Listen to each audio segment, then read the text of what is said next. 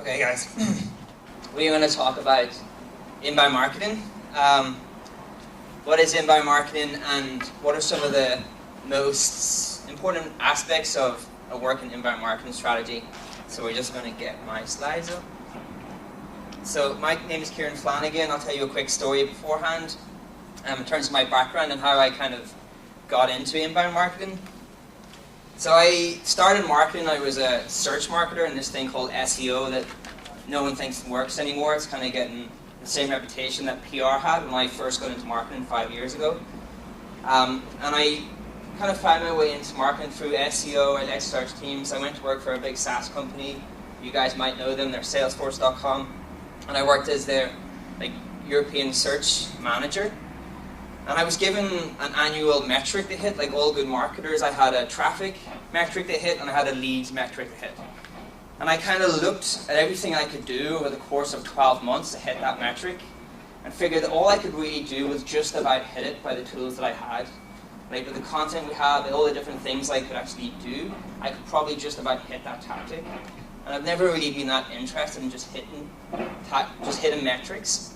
I really wanted to go way over that because I'm interested in promotions. I wanted to grow my career. So I convinced them through about 20 pitches. Back then Salesforce wasn't doing a huge amount of content to actually create all of these different content hubs because they had a great brand. Loads of experts wanted to write for us. And it was really kind of similar to, not as good as the LinkedIn Influencers program, which is one of the best content projects around, but it was something like that. And we created all these sites in UK, Japan, Germany, France, of all these influencers writing for Salesforce about marketing because it was just when we bought Radiant 6 and we were really getting into the marketing tools. So we beat our traffic number in 6 weeks and I didn't take the rest of the year off. I had other things I could do, but it really showed me the power of actually expanding into different opportunities that you weren't actually going after. Like you just confine yourself to the same type of stuff, you're only ever going to get the same type of results. So that was my first kind of venture into inbound marketing. And I ended up in HubSpot, so that's me. You can follow me at SearchBrat. If I don't get to answer your questions, I will answer them on Twitter. This is, if you've seen me speak before, I always talk about this. This is what someone said about me after a conference I spoke at in London, that I'm a highly motivated marketing geek, high of data crack. Never knew if it was a compliment or not, but I took it as a compliment because I like data, don't take crack, but I speak really fast, which is the Donegal accent in me. So in inbound marketing, I really wanted to start with this slide. So it really is the best slide to try to explain what inbound marketing actually is. So inbound marketing is like a thing now. You guys have all come to an event to hear about inbound marketing. Lots of people are speaking about it. We hear people blog about it. Most people think of inbound marketing in the attract stage. It's that's the real cool, sexy part that people are going to talk about. It's how do I attract tons of people into my website. If you talk to 90% of businesses, they have a tofu problem. Most of them need to have more people into the website, more people attracting towards all the different platforms they have. That's definitely a core part of what inbound marketing is.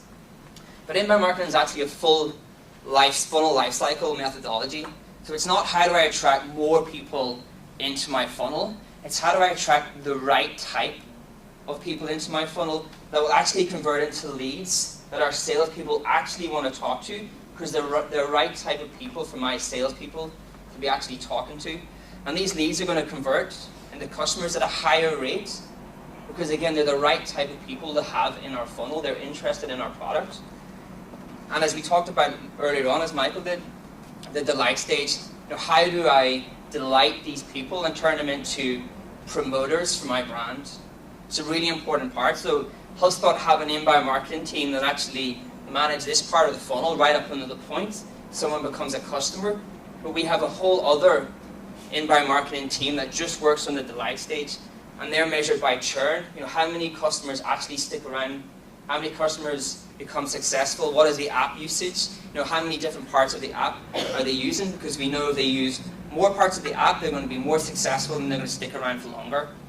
So inbound marketing isn't just about how I attract people into my site. It's how do I create this top to bottom funnel where I'm attracting the right type of people into my site and all the way through, nurture them in a really personalized way that we'll talk about later on. How do I delight these people so they're promoters for my brand? So the reason inbound marketing works, so the reason Brian and Dharmesh, the two co-founders of HubSpot, really coined the term inbound marketing back in 2006 is because the way we buy goods and services has completely changed. And we do not make purchase decisions the same way as we previously did. We have this thing called Google. I keep walking in front of the screen, by the way, so I know that's really annoying, but I can't stop sit still. So we have this thing called Google. We know that 65% of Europeans actually start their online research when they're beginning to think about a purchase decision, or where they're beginning to think about what goods or services they want to buy. 65% of Europeans actually start that process online. And when we started segmenting this data in lots of different ways, because HubSpot really care about B2B companies in the UK, 88% of B2B companies in the UK actually start their purchase decision or their online research online. That's a huge audience for us to try to tap into. If you're not visible in all these different platforms they're researching for, they're never going to find you. 92% of the clicks go to the organic section. People really trust the people who have earned their way to the top of Google. We trust these different social platforms. We really trust what people say in them. We trust what our networks recommend, the content they share. This is an example of a guy who was tweeting asking his network, what is the best solution for marketing automation? Please give me some information that I can use. We have a tool called Social Inbox that actually, listens in on Twitter, so we can send that tweet straight to a sales rep, and they actually reached out to him, tried to add some value, tried to tell him, what are some of the things that HubSpot could offer in comparison to other providers he was looking at, and he actually converted. So we trust our networks. We now ask them for advice. This is my favorite stat in marketing. I think it's why marketers should feel more empowered today than they ever had. It's why it's awesome to be a marketer today. That 60% of the sales cycle is over by the time someone actually picks up the phone to talk to your sales team. So marketers no longer need to just talk about brand awareness, how many Twitter followers I have, how many Facebook fans I have. We now talk about revenue because we own 60% of the funnel.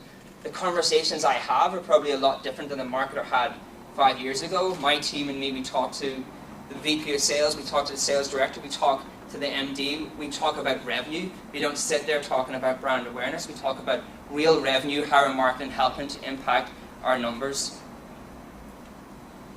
And then someone converts, and how well they convert is really dependent upon how well you know your audience, how well you've structured your language, your website to actually match who your different personas are, and we'll talk about personas a little bit later on.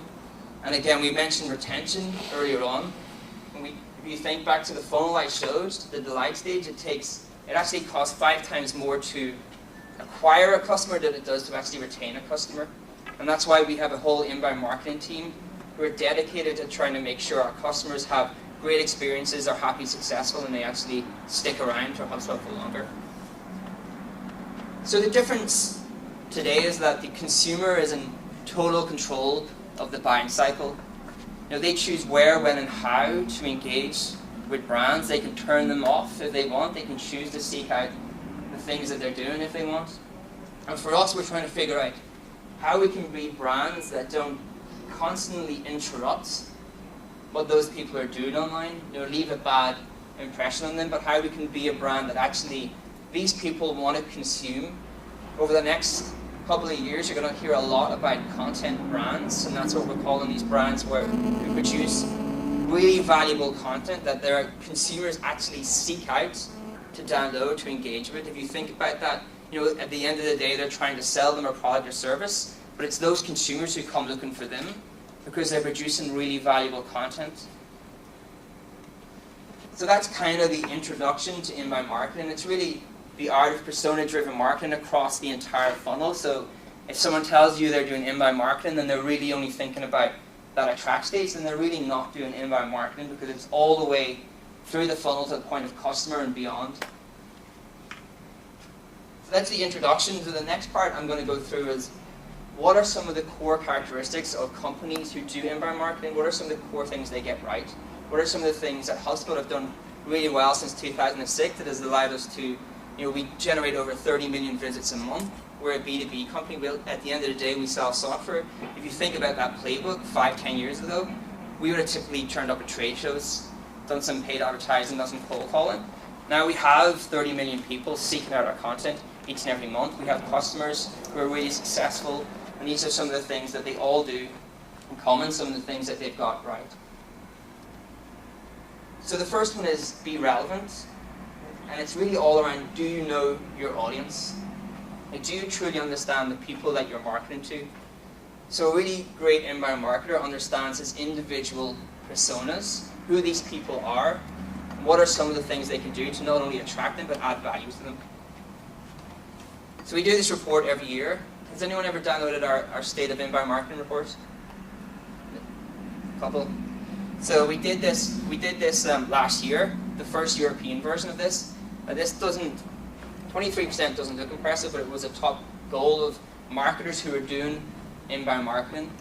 And their top goal was, the reason they were doing inbound marketing was to reach the right audience and actually convert these people into leads. And if you think about those words, the right audience, it's impossible to attract the right audience unless you truly understand who these people are. We know that content marketing, a lot of what we're talking about, or the market's talking about, is that we're in a content arms race. Because companies in the US have figured out that it's better off. They're trying to turn themselves into these content brands. They're spending a lot of their budgets on content, trying to attract these people into their sites. So we know that 54% of marketers are producing more content this year than they ever were the previous year. So the competition for eyeballs has never been higher. And that's why, inbound marketing and actually understanding your buyer personas is so important, because you're going to have to compete with lots and lots of other brands who are all doubling down on the content they produce, spending way more money to try and attract those people in. So how do you make your content stand out? And one of the most important things is the concept of a buyer persona. So has anyone ever created buyer personas for their brands before? A couple. Okay. So buyer personas are like fictional representations of your dream customers. So there's certain segments of your dream customers, the customers that you're trying to attract in, have all of these things in common. So if you think about it, this is what's called a one-pager persona. When you develop these personas, you really go through a couple of pages and you condense it down into a one-pager. So this is Marketer Mary. Marketer Mary is like one of the most famous people around because she's in every single HubSpotter's deck. Marketer Mary is one of our real personas. She's not a real person. She's a fictional representation of our dream customers who are in companies of 25 to 200 employees. Marketer Mary is typically a marketing director, a marketing VP of marketing, or a marketing manager in these size companies. She usually has a team, maybe 1 to 5 people, and we add in some other information that really brings her to life at the top. Where she went to university, some things about her family. You can really try to bring that person to life. The really important things to get right are these 3. That's what's going to really set you up for success. It's like, what are Marketer Mary's goals? What are her challenges? And why would she love your product or service? So you can see Marketer Mary's goals. She typically has to support the sales team with leads, like any good marketing manager or director or VP needs to do. She needs to manage the company's communication strategy, across all of these different social points. And she needs to build brand awareness. She needs to grow, the awareness of her company. Her challenges are that she always has too much to do. So the one thing you'll hear from Marketer Mary is, I don't have the time or resources to do these, to actually meet my goals. She's never sure how to get there, so you ask her, what is your metrics for this year? What are you being measured by? And she'll tell you, but she doesn't have a clear, well thought out strategy of how she's actually going to get there. And then she has this thing which we call a marketing tool channel mess, which really means that she has all of these different point solutions. She has Google Analytics, WordPress, she has SEO tools, social media tools, a bunch of different tools, email tools, and she's all of these different contact points for them. Like when she has a problem, she has to go to different contact support numbers, and it really drains her resources. So the reason she loves HubSpot, if you think about it, we know what her goals and challenges are. if you think the reason she loves HubSpot is because we give her a platform that teaches her inbound marketing. If you get HubSpot, you will learn how to do inbound marketing just by using our platform, so it gives her a clear idea of how she's going to get there. We give her this tool, makes her life easier. She has now one contact point. Instead of all of these different contact support numbers, she just has one company to deal with. And she can report to her CEO on real metrics, so we give her tools to report on revenue. She can actually report all the way through the funnel and show the real business impact that she's actually having.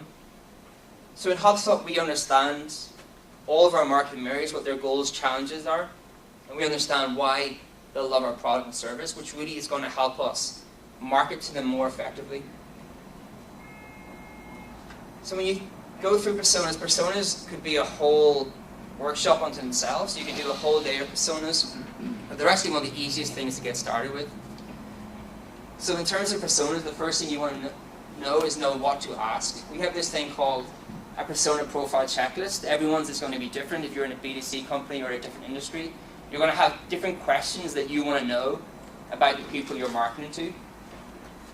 You can see for HubSpot, it's really important that we know who this person's role is, their title, how they're measured is a really good one that we ask. We want to know what success means for Marketing Mary. How is she measured each and every year? How does her boss measure her? We've talked about the company, what industry does she work in, what company size. I showed pictures of her goals and challenges on the previous slide. These are really important things for us to know. And the other really important thing is watering holes. So one of the things I get asked a lot when I speak or present is, what social media platforms should I be on? Should I be on Facebook? Should I be on Twitter? Should I be on Pinterest? Should I be in Vine?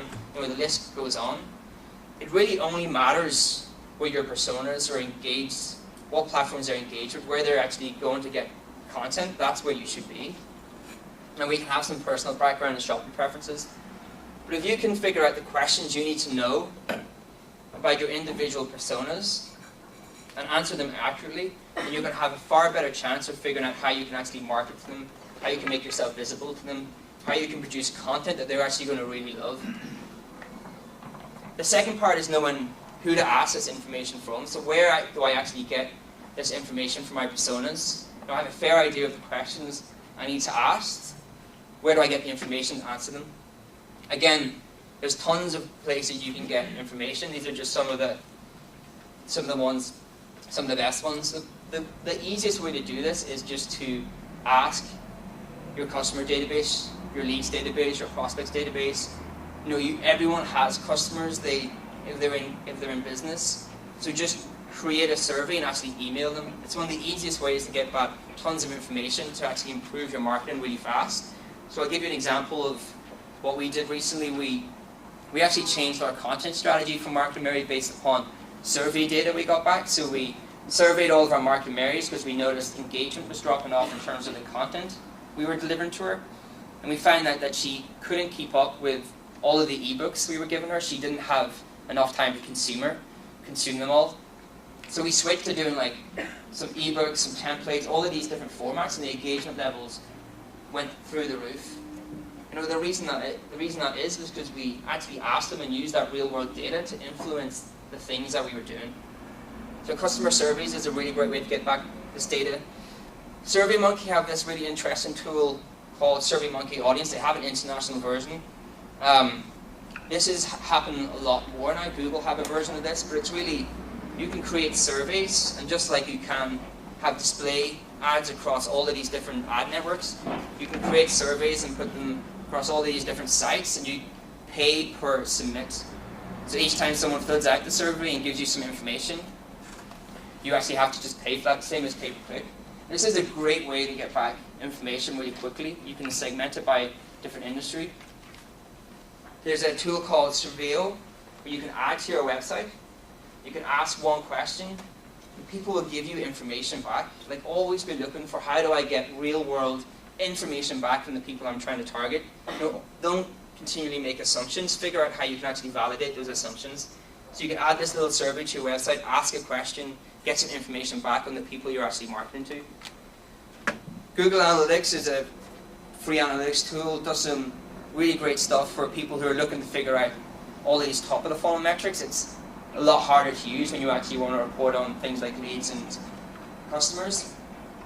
But Google, if you haven't looked it up, Google have these things called affinity segments. If you haven't heard of affinity segments, Google affinity segments. There's a whole site dedicated to it. Google are trying to bucket everyone into different categories, which are their version of personas. So in analytics now, you can actually look at your website traffic, bucket it into all of these different categories. And I can look at TV lovers, I can look at music lovers, sports fans, all of these different things, and figure out how they behave across my website. There's a tool called, I can never pronounce it, but I'll try my best, Twitterland.com. So Twitterland.com allows you to look and make sense of followers of different brands. So you can look at your competitors and figure out who are all the people following them and segment it by lots of different things. Again, getting back some real world information. So in this case, we're going into Germany. We've just launched a German site, a German blog. I'm looking at people who do Germany between the ages of 20 39 who follow HubSpot. And I can learn some really great information about these guys, like things that they love, what kind of content they'll be interested in. I know people in Germany have amazing, amazing mustaches. You know, really valuable information. It's a good tool, has a free version, has a paid version, definitely check it out. Facebook graph search never really took off. People still, people never really use this. But one thing it's really good for is, you can look through things like, I'm looking at marketing directors who like HubSpot. You can do that for your competitors' brands. Look for specific roles. You can look at company sizes. People are putting company size in their profile. But you can actually start to make sense of these people and actually pull back some real world information to help you make better decisions in terms of who you're marketing to. In HubSpot, we're lucky we have our own tools. We have this tool called Social Inbox. There's nearly 1 billion tweets per day. So it's really difficult to make sense of all of that data. But all of that data does help us make better decisions. Social Inbox, we can create all of these different lists, and we map them to our database. So you can see here I'm listening to customers who talk about HubSpot. You saw earlier on I had a tweet from a guy who was talking about marketing automation. As soon as someone talks about that, we can see who they are in our database. So this person, we can see their customer, I can see what sales rep they're owned by, I can see what company they're part of, I can see their history at HubSpot. I can start to make sense of all of this data. So social data is really helping us to figure out what our personas really want. We have a thing in HubSpot which is a timeline. So we have a timeline of every interaction you have with us, from the point where you're first attracted into our website to the point where you become a lead and a customer. So you can see I can figure out what kind of content this person really loves that helps attract them into the site, what kind of content they love that actually helps convert them into a lead, and what kind of content that really helps convert this person into a customer. Again, I can use that information, use that data to make better decisions about the people I'm marketing to. If you know HubSpot, you've probably had to download some of our content through a form. We use these forms, again, to collect information to make better marketing decisions about the people we're marketing to, and actually change their experience when they're actually in our database. So one of the best questions we ask is, what is your biggest marketing challenge? Tons and tons of people answer that, and we change their experience based upon the biggest marketing challenge they've told us. We've created content for people based upon the information they've given us in that field. So again, think about how you can use information, your data, in clever ways to make your marketing better or more valuable to your personas. The last one is, we're a B2B company. So we have sales teams. Sales teams are awesome. Most of HubSpot's personas were influenced and created by things that the sales team have told us. So marketing tends to sit all day looking at ad analytics, looking at data. Our marketing team really work hard to talk to real people. We have lunch with customers. We try to talk to leads. We try to talk to people who were actually going to buy HubSpot but then bought a competitor, to always try to get real world information about people. But the sales team are great because they're talking to our prospects each and every day. They're asking them, what are your goals? What are your challenges? What are you trying to solve? What is your biggest pain points? And we use that information to figure out who our personas are, make sure that they're accurate, and make sure that it influences the type of marketing we do for them. Personas make sense. I'm open to just like, if anyone has a question on personas, you can ask, or I'll just move on to content. Make sense? I must be explaining it really well. Okay, so personas are like one of the most important part of inbound marketing. If someone says, yeah, I'm doing inbound marketing, it's going really well, you ask them who are your personas. You typically have a primary persona and two, you probably have one primary persona and then secondary personas, which I'm going to show you later on.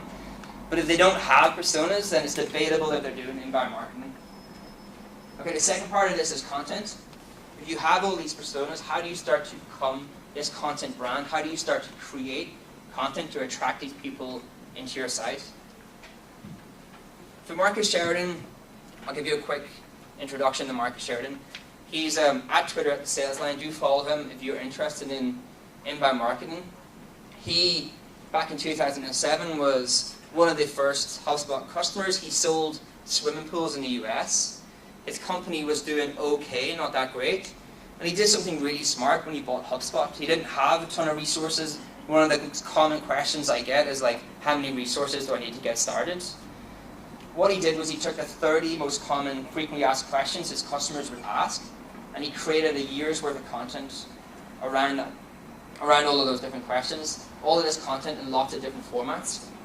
So every time someone had that question on social, every time they had that question in Google, his brand appeared, his company appeared. And his company became the biggest of its kind in the US just by doing that. He then became a HubSpot partner, so HubSpot's business model is 50% we sell direct, 50% we sell into agencies who actually buy our software and then resell it and create services around. So he became a really successful partner, and now he's just a really well-known marketer. He was recently profiled in the New York Times. And the reason I love this quote is because he says great content is the best sales tool in the world. So it's not, content isn't just about how do I get that person to my site, it's a thing that will help you scale your business and create money for your company. So content really, it adds value, solves pain points, and it just entertains. So core things I would keep in my mind when I'm producing content. Does this content actually add value to that person? Is it solving a real pain point? And you can do things that just entertain. Like most of the time in HubSpot we think about how do we generate leads, how do we generate money, but we are thinking we do have content out there that is just for entertainment purposes. So when we sit down as a team, my team, we're trying to think about what is the content we're going to do for the next 3 months. We really think about this. What would my audience pay for? I think about content as a very fair value swap. You're going to give me some of your details to download this content. The content should be something that you would actually pay for. You should feel that way. I've got something of real value from this. Too many people don't think like that. They just think, I'm going to blast out some content to try to attract people to my site. The content should add real value to that buyer persona. This was a piece of content we did. So Mark and Mary, she's trying to do marketing. She needs call actions across her website, but she typically doesn't have a designer or design resources, and she struggles with call actions. That's a real pain point for her. So we give her 50 customizable call to actions, this template that she could customize them herself and add them to our website. It solved a real value. We got 123,000 people actually viewed the page, but over half of those people actually downloaded it. Typically landing pages don't convert that well. Ours is around 60% the average because we really think through how does this add value to that person. Marketing Mary always wants to do holiday campaigns. She'll always want to do something at Christmas. She has to pay for stock photography. That's one of her pain points. So we created a stock photography bank of photos that we hired photographers to come in, created a whole different set of photos that she could use and just give them to her. Again, a fair value swap. She gives us some information. We're solving a real pain point of hers. And then we just do weird and wonderful stuff in HubSpot that is just for getting the name of our brand out there. We'll go into news tracking later on, but when that Gangnam Style song started becoming really popular, the guys at HubSpot, within that week, put together a parody video. So it was at, I don't know how many views, I think that's the views now. So over 200,000 people have viewed that. That's 200,000 people viewing a software company. That's pretty good brand awareness. It's more I can get out of like a PR blast or something else. But your content doesn't need to, it can just be something that entertains, but again, how is this applicable to your persona? So inbound marketing is really how do I create all of these different assets in different formats that are going to add real value to those people I'm trying to market to. We're really trying to think more like a media company, and that's where I see a battle going on in marketing, especially in Ireland, a lot in UK, less so in London. But it's like, how do we act more like a publisher and actually invest in things that create value for my personas versus doing the type of traditional marketing where I spend something and I instantly get something back. And I think that's where marketing has come from, is that a lot of the people running marketing teams, a lot of people who are the most senior people in companies are used to that instant gratification where I put euro into something and I get a couple of leads back out. Whereas inbound marketing, you're investing in the future. You're creating all this content, and we'll just look at the graphs, like we're looking at them here. You're creating all this content that has a huge uptick over time. So the first 6 to 12 months, it might take time to actually see an impact, but over time, your results scale a lot more effectively. So every graph in inbound marketing actually looks like this. Even the traffic one, so this isn't a traffic one, but looks the exact same, and I'll explain why. This is the impact of website content on inbound leads. So it's not surprising that if you can get more website content, as long as it's good, out there, you will scale your leads up. The thing to take away from this is what we call the hockey stick effect. It's not how do I get a few more web pages, it's how do I scale my team to be more like a media company and produce lots more content.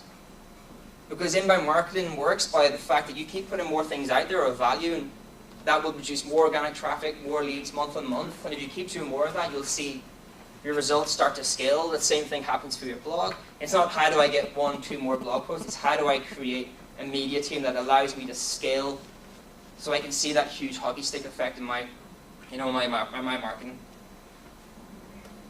So the types of kind of content, I'm just going to go through like what are some of the content topics you could actually start with. There's tons of different types of content.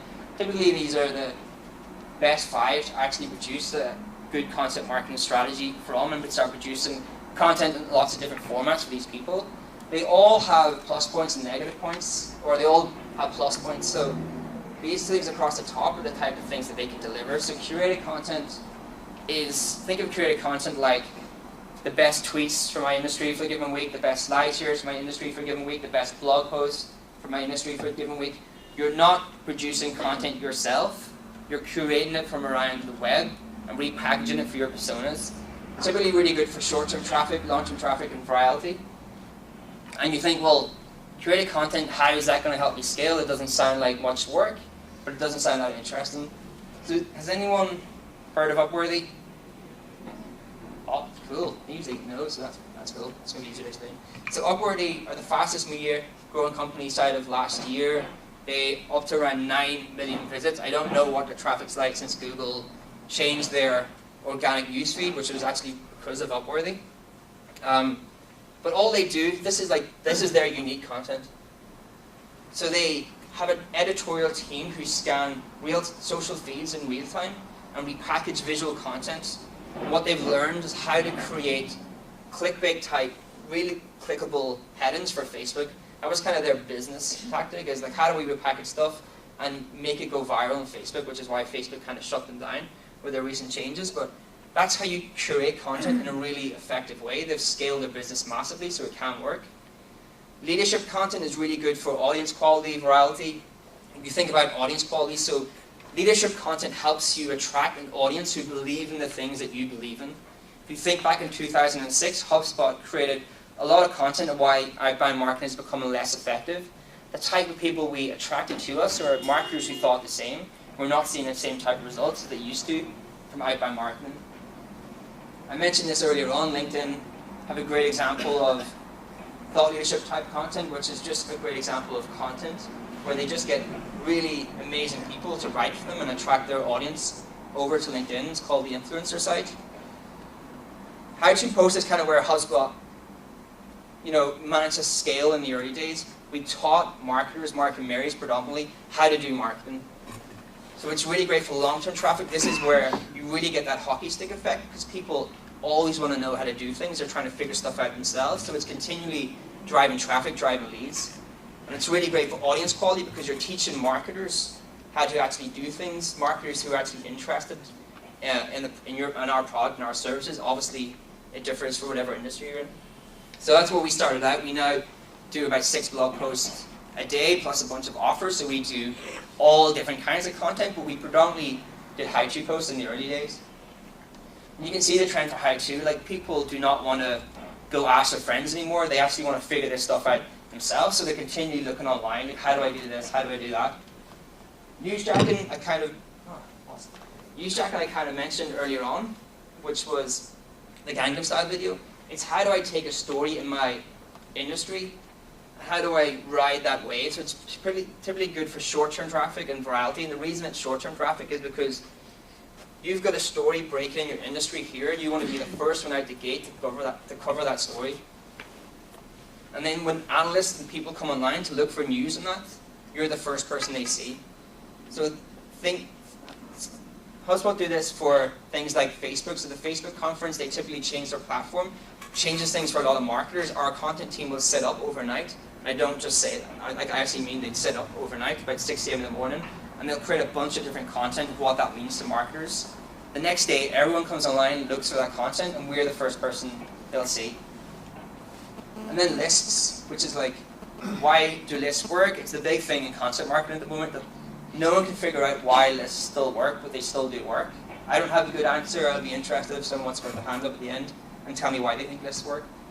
They're really great for short-term, long-term traffic, virality. Like, people love lists. I find out when I just did list search, they hate Justin Bieber, but they really like lists. And I always think the reason I like lists is because as humans, we like to see a title and know that I'm going to get like X amount of stuff on this. I'm not going to be surprised when I actually read this. I know exactly what I'm getting. So BuzzFeed are an example of a brand who just do lists and have managed to scale their company really fast, another media company. So lists should still be part of your content marketing plans. And how you scale this is you really never create one thing and just leave it at that. Always try to create campaigns around your content on multiple different platforms. We never create a single piece of content. We always split that into multiple different pieces of content. For example, that State of Inbound Marketing report, we had a report, State of Inbound Marketing, we had a European version, we had a version for agencies. We had a series of blog posts talking about different stats. From that, we had a webinar, we had a slide share. We never do one piece of content. We always split it into different formats, and that's how we HubSpot scale content. That's how you should scale your content as well. The other place people get stuck is they never know. So this is my favorite slide because that's my dog, and I don't know why she had it done. It's kind of weird, freaks me out. But people get stuck because they never know who they should hire. They think they should hire an industry expert for their market, and that's pretty costly. Do not think of your content team as being the expert in your topics, the things that your audience cares about. They should be the people who can suck in information from around the company and produce really great content.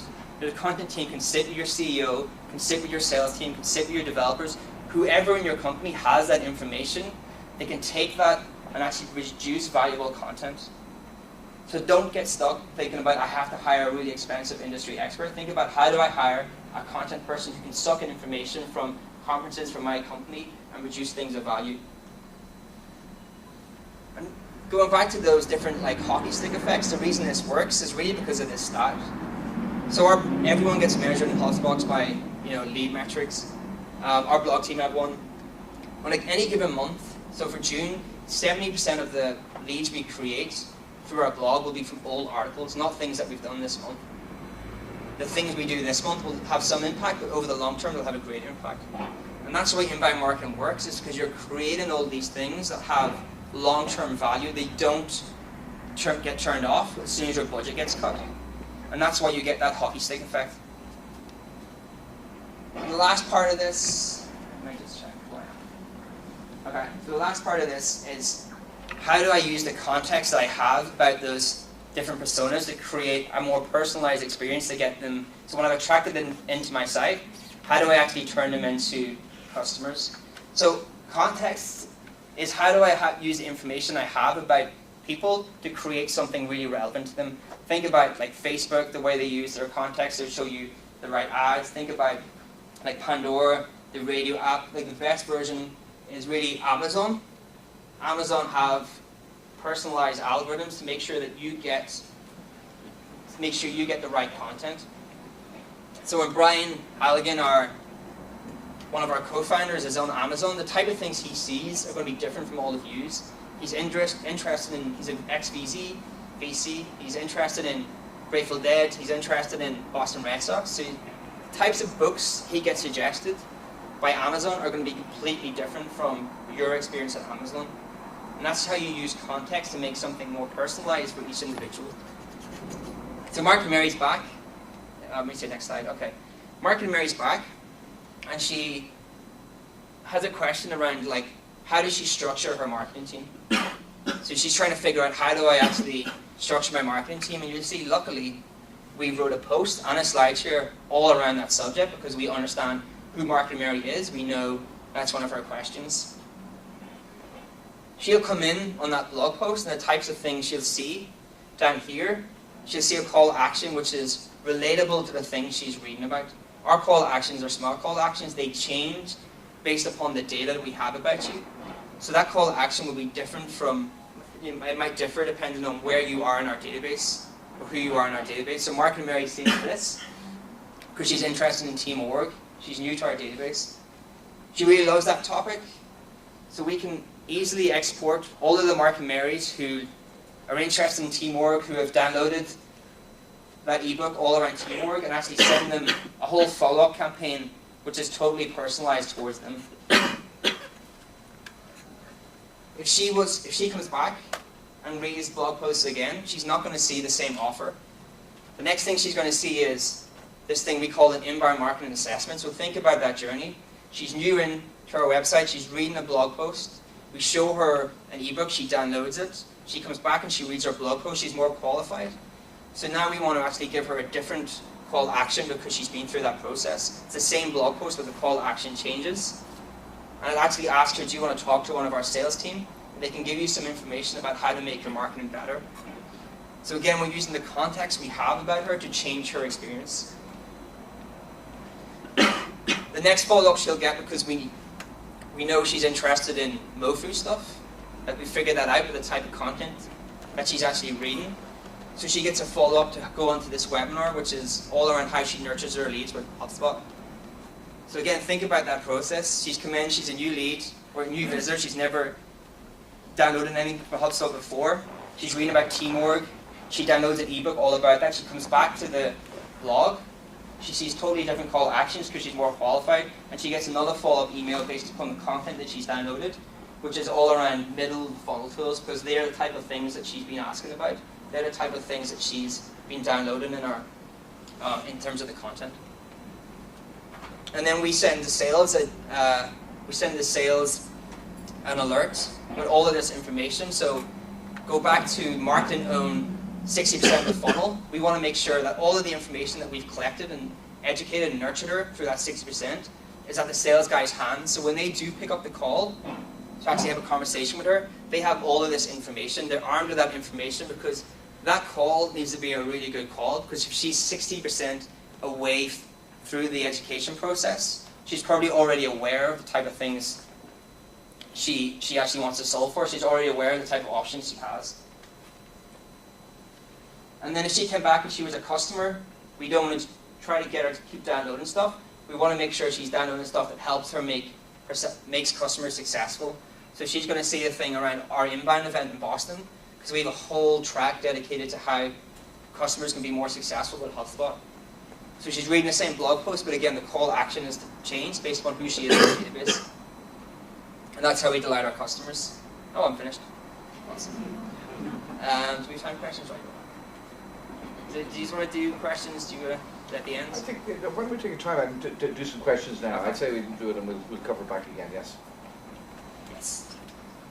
Okay, I'm Emily from Executive Introducing Mark and Mary.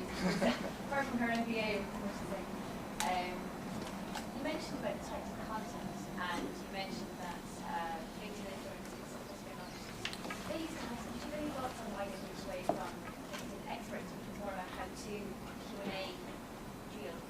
They killed that last year. Do I have any ideas? I'll try to give people that very good ideas, but she's excellent. Okay, so I can't officially speak for LinkedIn because I don't work there anymore. I just thought it was really interesting that we had all of this great content and all of people So it's like LinkedIn Answers and things like that, yeah. The Influencers program has been one of the most highly engaged parts of LinkedIn's product, and I'm sure if there is anybody else who's actually from LinkedIn in the room, then, please feel free to hop up. The answers in the Q&A, I think it was a great product, but as Kieran alluded to, there's so many companies like HubSpot, like us, that are doing so much of that on search, and it's generally searched. Influencers, to me anyway, personally, was a very sort of exclusive thing where you got insight into people who were already successful and they could start building up their blog posts. And I'm not sure if you've seen, but LinkedIn have just released the ability for all of us as just normal members to blog on the LinkedIn platform as well. So that's an interesting development. So I would say just watch that space as to how the comment feature goes and things like that, and that Q&A kind of builds out. But the influencer program very much drew in more traffic to the site and was better for kind of getting new members and people in different markets kind of involved. But certainly ask LinkedIn, tweet at them, they will answer. Okay. Anyone else? No. Okay. Kieran? Yeah. Good. You good? Yeah. Yeah, it appears on your presentation that it would take a full-time employee to create content. It's the content's a commitment. So it really depends where you are. Like if you're doing zero content, if you're in a market that's not doing that much content, then you can definitely do some of them part-time, still make an impact. It really depends. Like you think about it, if you're going into HubSpot segment and you're trying to make a dent, like in the marketing space, everyone else is doing so much content that it doesn't matter if you do a tiny bit, it'll still get buried.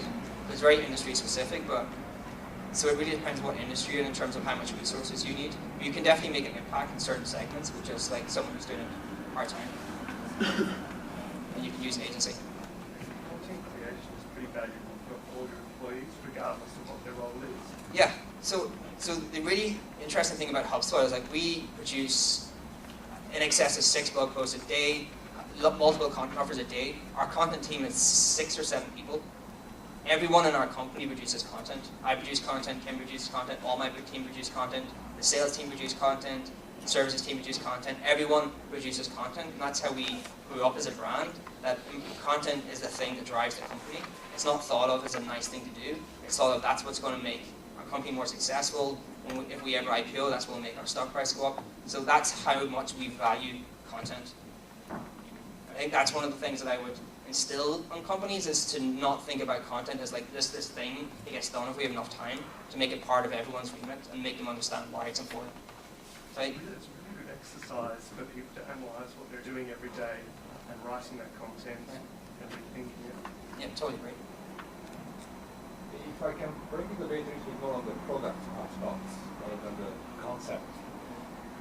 To create content, particularly in small companies where the hierarchy is still very, very present, you need an approval process. Like you can have everybody, creating some crowdsourcing content if you need to, but you do need to funnel them through a process that will make sure that the message that you're portraying corresponds to your company values and so on. Yeah. Does HubSpot have a mechanism to vet content? Like, is there an approval process that goes through the application so that you know, for example, that if something is published, it has been seen by X, Y, and Z? Like a sign-up process. So like a sign-up, like so this has been Sign signed up up like by a X sign-up, amount of people. yeah. Yeah, we don't have that. We don't have that built in, but that process is pretty easy to do in terms of like your own processes to make sure that you have that content being signed up by one individual. The one thing I would say is I agree with that somewhat, but I also think that it's important not to restrict the content team. So our content team need very little sign-up. So we're very much a team that if you may screw it up, and that won't happen again, but we give you the opportunity to screw things up. If you know what I mean, if you know what I mean by that, because it keeps them faster and more reactive. It keeps them nimble and makes them feel that they have the power to produce the type of content that they want. The one thing I would say is everyone in HubSpot knows our personas. So it's one of the first things you get introduced to and are like onboarding. When you're onboarded as a new employee, you spend a ton of time with the personas.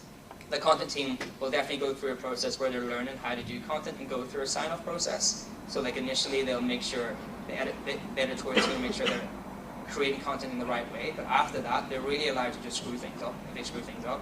Now if they do that, there's probably something that they'll have to go through that process again. But I think autonomy for a content team is really important, because I've seen other companies who just go through so much sign-off to get a piece of content out. It's just too hard to scale. It's too hard to scale.